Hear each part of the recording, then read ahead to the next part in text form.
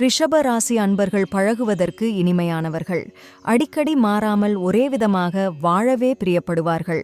பெரிய மாற்றங்களை விரும்பி வரவேற்க மாட்டார்கள். இவர்கள் கற்பனை கோட்டை கட்டி அதில் வாழ்ந்து மகிழ மாட்டார்கள். வாழ்க்கை பிரச்சனைகளைக் கண்டு தயங்கி தள்ளி போடாமல் அப்போதைக்கு அப்போதே எதிர்நீச்சல் அடித்து சமாளிப்பர். இந்த ராசியில் பிறந்தவர்கள் சுமாரான உயரமாகவோ குள்ளமாகவோ இருப்பார்கள். அவர்களுடைய உடற்கட்டு நன்கு அமைந்திருக்கும். இந்த ராசியில் பிறந்த பெண்களுக்கு இடுப்பு அகன்றிருக்கும். அநேகமாக 30 வயதானாலும் ஆண் பெண்கள் இருவருக்குமே உடலில் சதை போட்டு இரட்டை நாடியாக இந்த ராசி நேயர்கள் விளங்குவார்கள். முகத்தில் சிக்கனமும் கண்களில் அன்பும் காணப்படும். அழகாகவும் சிரிப்பார்கள். நண்பர்களிடம் சுமூகமாக பேசினாலும் ஓரளவு ரகசியத்தை மனதை விட்டு சொல்ல மாட்டார்கள்.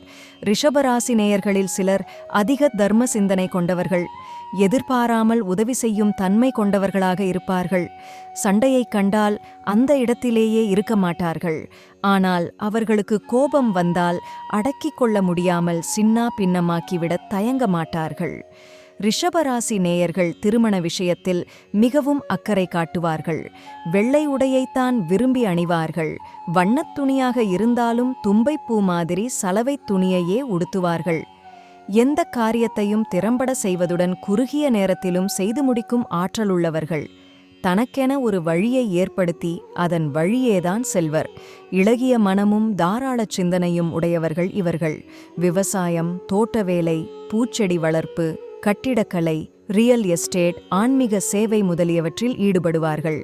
பெரிய பெரிய நட்சத்திர ஹோட்டல்களை வைத்து நடத்துபவர்களில் பெரும்பாலோர் இந்த ராசிக்காரர்களாவே இருப்பார்கள். சுக்கிரனை ராசி அதிபதியாக கொண்ட இவர்கள் வணங்க வேண்டிய தெய்வம் மகாலட்சுமி.